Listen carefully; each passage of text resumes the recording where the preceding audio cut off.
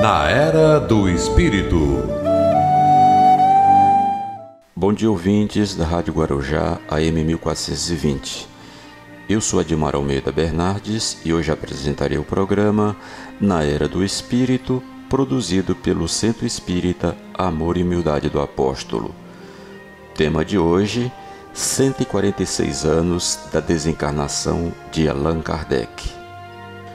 Foi em 31 de março de 1869, em Paris, que Allan Kardec deixou a Terra e voltou para a espiritualidade, cumprindo muito bem a sua missão. Hippolyte Léon Denisard Rivail, ou simplesmente Allan Kardec, foi o codificador da doutrina espírita. Em homenagem a Allan Kardec, vamos ouvir agora trechos do filme O Espiritismo de Kardec aos Dias de Hoje, produzido pela Federação Espírita Brasileira.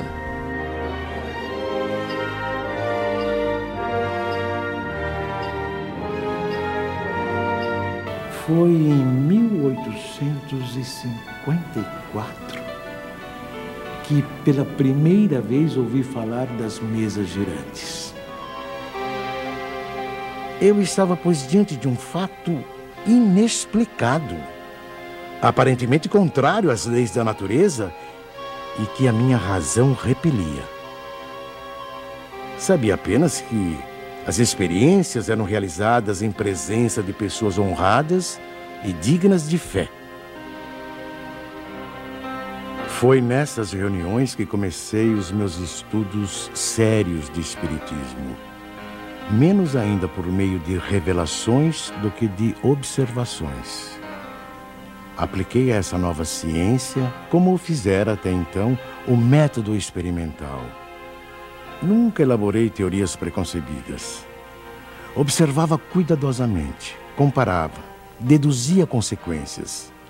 Dos efeitos, procurava remontar as causas por dedução e pelo encadeamento lógico dos fatos.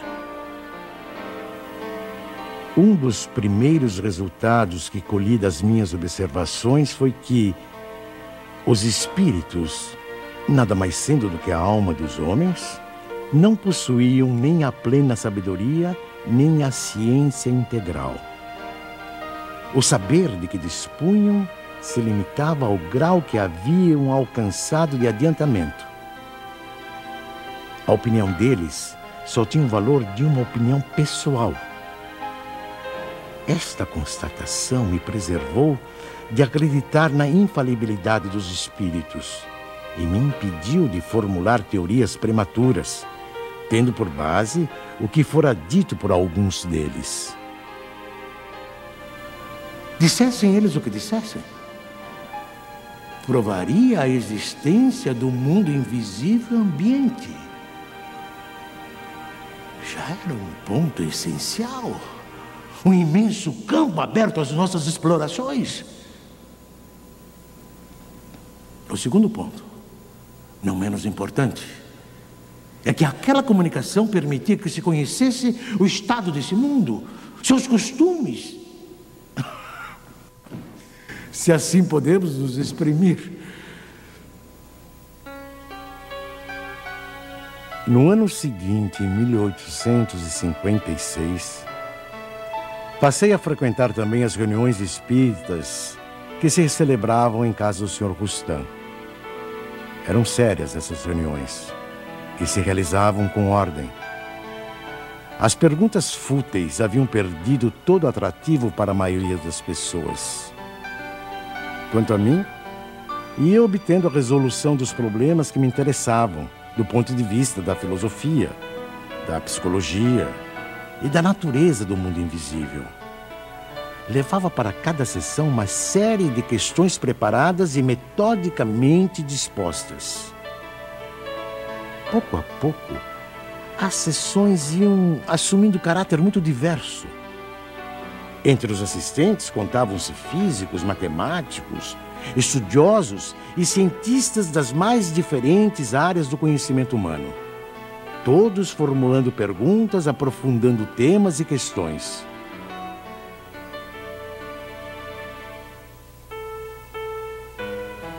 Mais tarde, Quando vi que aquilo constituía um todo e ganhava as proporções de uma doutrina, tive a ideia de publicar os ensinos recebidos.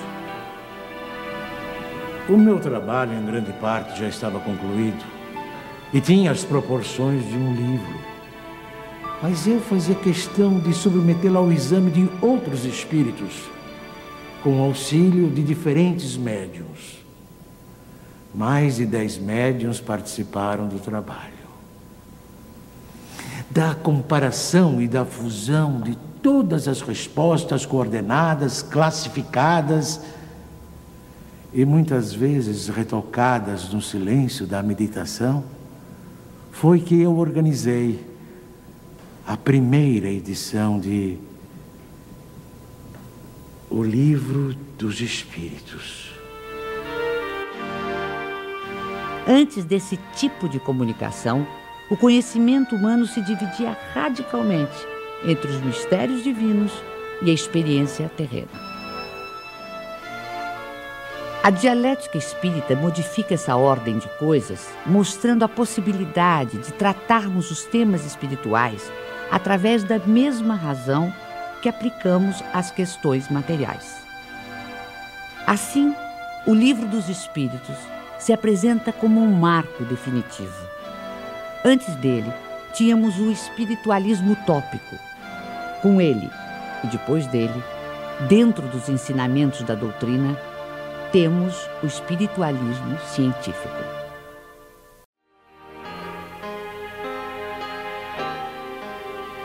O mundo espírita é o mundo normal, primeiro, eterno. O mundo corporal é secundário. Os espíritos revestem temporariamente um invólucro material, perecível, e sua destruição pela morte os devolve à liberdade.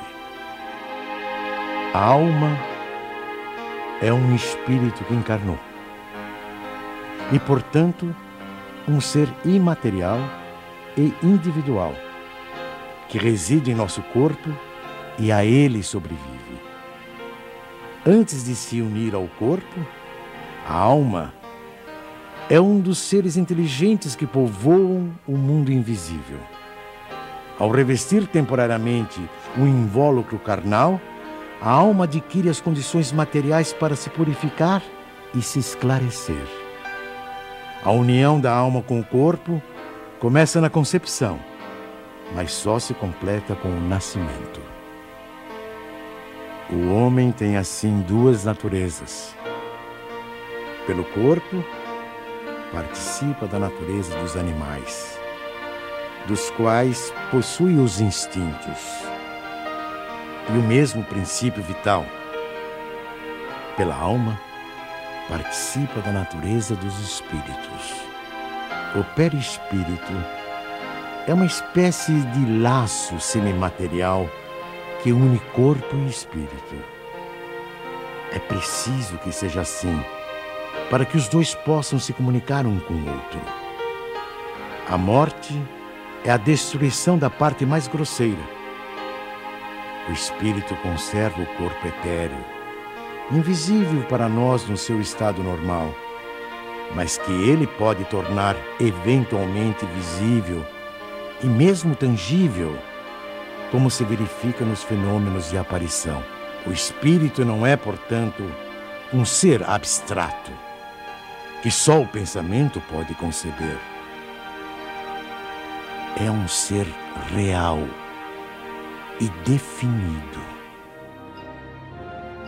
Para exaltar a memória de Allan Kardec, procuremos nos aperfeiçoar e servir para que todos reconheçam no Espiritismo a doutrina capaz de modificar o homem para melhor e influir benéfica e poderosamente na sociedade. Este programa é de responsabilidade do Centro Espírita Amor e Humildade do Apóstolo. O nosso muito obrigado a todos que nos ouviram, um ótimo fim de semana e até o próximo sábado. Na Era do Espírito.